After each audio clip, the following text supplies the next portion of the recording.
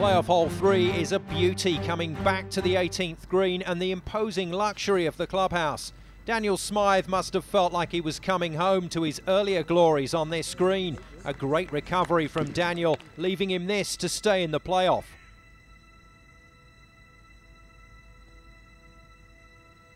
But he never gave it a chance, and for this day at least, his shot at a place in the Trilby Tour history books was over. Stephen Creed had gone steadily about his playoff business, and this exquisite chip put him back in the hunt, pending Dyson and Barton's efforts, of course. Creed won over, with 2 players still to go. Barton's hopes rested on sinking this chip to claim a temporary advantage. It wasn't to be, and he tapped it in to tie with Creed at 1 over. Only Dyson could now steal the prize from the rest, and following a superb approach, he had 2 from here to be crowned the Trilby Tour champion of Avon and the Southwest. Not the glory of sinking a long one for the win, but instead the pressure of a nervy 2-footer for the title. And no matter how much you love this game, sometimes it doesn't love you back.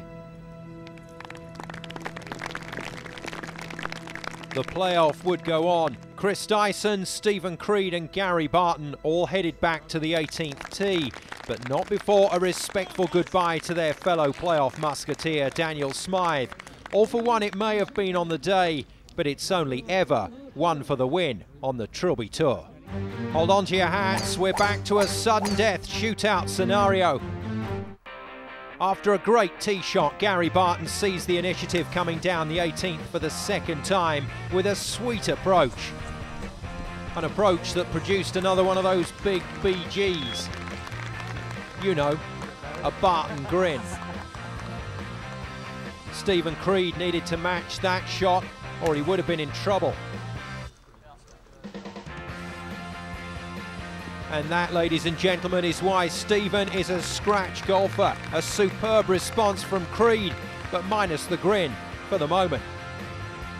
And after the trauma of playoff hole 3, nobody expected Chris Dyson to recover, but he hit this putt like a dream. Begging the question, how much more can one man take? Stephen Creed was now left with his chance for glory. But he too was left thinking about what might have been. The door was now open for Gary Barton, this for the 14 handicapper to take the title. But the door slammed in his face and all 3 headed for the 12th, the pre-playoff shootout hole. Chris Dyson had already encountered this one to make it to the top 4, and he hit another stoater to keep his dreams well and truly alive. Stephen Creed was less certain of his club back on the tee. But after he'd hit it, he liked what he saw. Creed still in there fighting.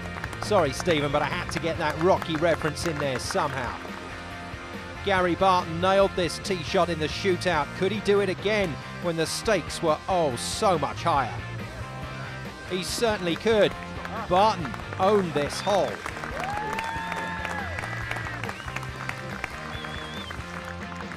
And so to the putts. Never mind how much more the players can take. What about us? Creed first to play. And first to suffer the pain of another great putt staying out. Dyson had already had 2 putts for the title. Could it still be his day? Not for the moment at least. And so Gary Barton had the chance once again to grab the title. And this time it dropped. And that's the magic of the Trilby Tour. A 14 handicapper beating a player off 6, 1 off 7 and a scratch golfer to take the Avon and Southwest title in a terrific championship playoff. A sporting contest all around, but as always, there could only be one winner, and that man is Isaac Walton Golf Club's Gary Barton, a very popular champion indeed. Stuart Leach of the Park Resort presented a very happy winner with the trophy, and it was time to celebrate. Here's Gary. It was great. It was just the right yardage from the sand iron, so I got nearest the pin to get into that. It was the same shot, so I just needed to relax and put a smooth swing on it and just get the direction right, which I did. So tell me, what were you thinking when you stood over that putt, knowing it was your putt to win? Don't leave it short. I knew it was a straight putt. I got the line. I just don't leave it short, and that was it. It just dropped. And what was the feeling like when it did drop? Oh, fantastic. Great feeling, it's unbelievable really, the feeling you get, and everybody was cheering and everything. It's not something you're used to. It's fantastic. Well, there were plenty of shots in that playoff that were pushing for shot of the day, but in the end we settled for this unbelievable off-road putting excursion from Michael Court, which left Michael singing in the rain. And after such a great event, there's only one man that can do the summary justice. Here's William. We got a fantastic playoff again.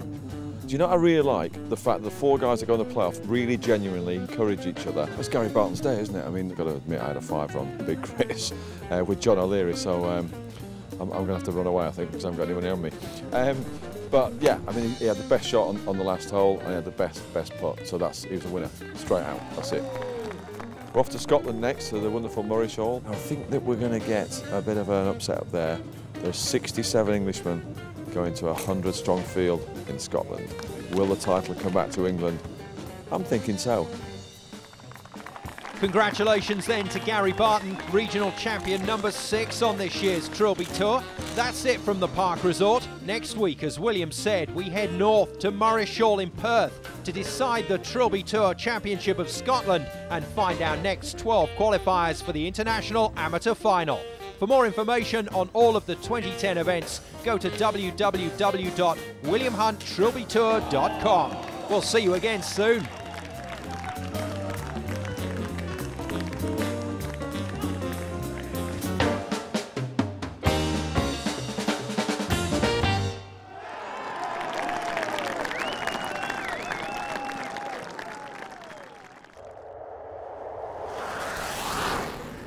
Flights, hotels, car hire. Netflights.com, sponsors of the William Hunt Trilby Tour.